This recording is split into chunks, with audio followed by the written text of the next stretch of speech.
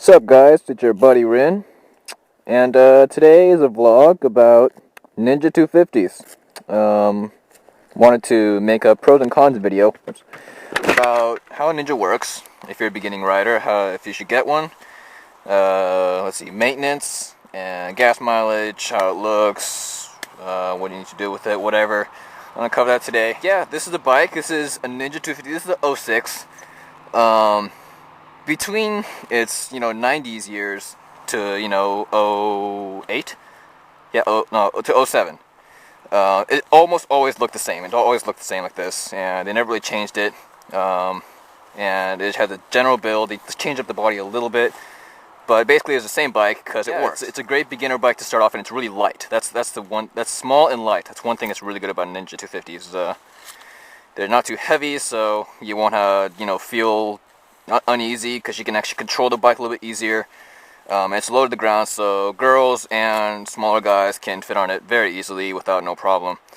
A couple of little other things too. I mean, side stand and center stand. I mean, this thing is so useful for maintenance and keeping it in check and everything, and really good for that. But yeah, the bike is definitely great for beginners. That's what things are designed for, is to get beginners to get used to it. And they did it perfectly. They've been doing it perfectly for, over 30 years, I think. So, one thing also about 250s, choke. Now, if you're in a really close-knit neighborhood, or you're in a garage with people nearby or anything like that, you will probably piss, over time, you'll probably piss people off in the morning getting this thing started. Because with the fuel injection bike, all you do, it could be snowing, you just push the button and it starts. That's it.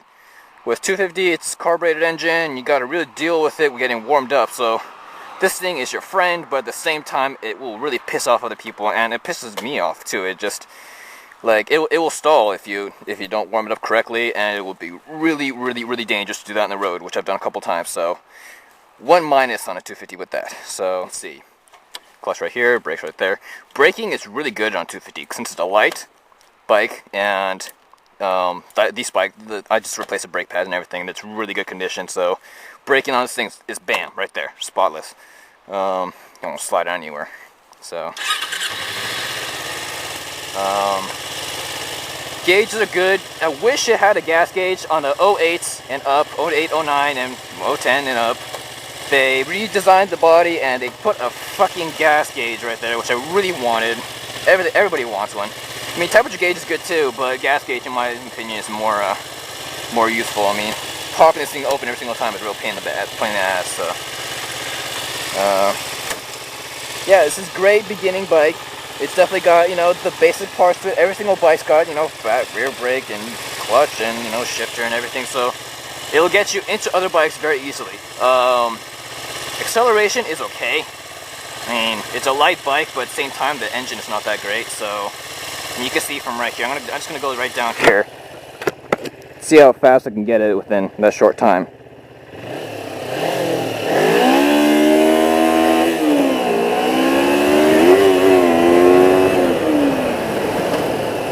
So there's a speed bump right there that I didn't see, and messed up my shifting. And I couldn't see how fast I was going because of that. Sorry about that, guys. As for that, this bike is really fun, really nimble, really light.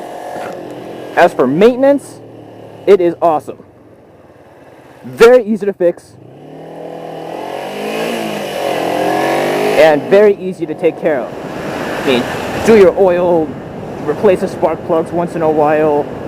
I mean, pump the tires and give it gas, and it's good. I mean, it really doesn't need that much. So, it's really self-sufficient in that manner. I mean, I haven't serviced this thing in 2,000 miles besides changing the oil, and it's been running fine. There's no problem at all. So that's one plus with the 250. Very easy maintenance so far. As for looks, I think it's okay looking. I mean, if you look at the CBR or Yamaha R1s or Gixxer 600s, they look pretty damn nice. I mean, everybody has their opinion on how they look, but yeah, this thing it's okay. But yeah, it does its job. And I really like the red color. Now I saw that Rebel Yell 91 in our earlier vlog said something about his color, which is kind of pinkish red for the 08s and 09s and above. I don't know, they might change the color later, but yeah, Ninja 250s for the later years when they changed the body, it made it look like a girl's bike. It was kind of pinkish red. This is like a blood red, which I really like, and so it turned out to be pretty good with that. Power. So 250 power is bad.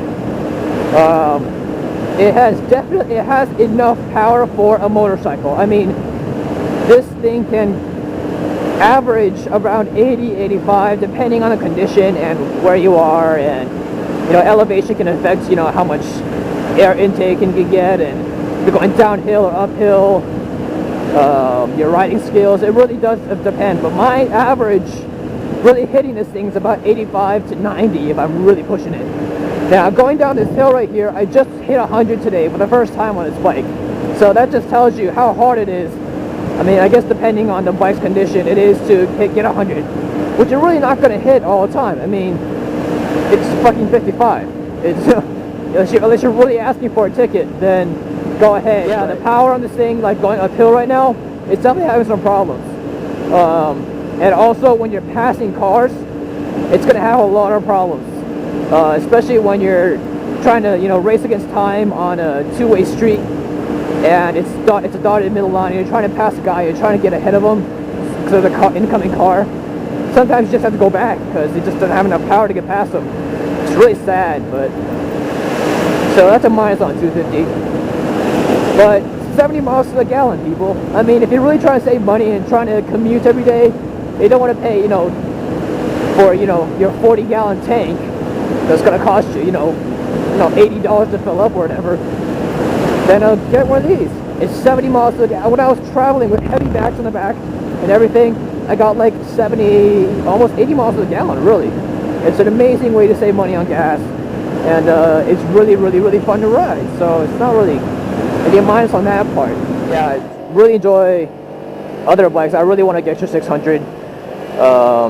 This makes me jealous because Ashfoot has one, and like, seeing her vlog and look down at the dashboard and have everything is makes me jealous. Let's see, handling on this bike is really good since it's light and nimble. It's really easy to take it on corners. I'm pretty sure if I got a Gixxer 600, I have to deal with the weight, probably to slow down a little bit more. Yeah, small, light, nimble, easy to take care of. Doesn't get you tickets, and generally fun. Now, my minus is not enough power, looks okay, sounds like crap unless you want to, you know, put a Yoshi slip on it, but even then, idling sounds like, it sounds like crap anyways. And yeah, it's not many minuses, I gotta say. And I'm kind of all over the place on the pros and cons of this video, but you get the wide picture that this bike is really, really, really, really basic and really fun. And you're not going to get a better deal on a other 250s, in my opinion. Yeah, depending on who you are, if you want to upgrade to a 600 like I do, you might outgrow it like I did already. I'm kind of outgrowing this bike.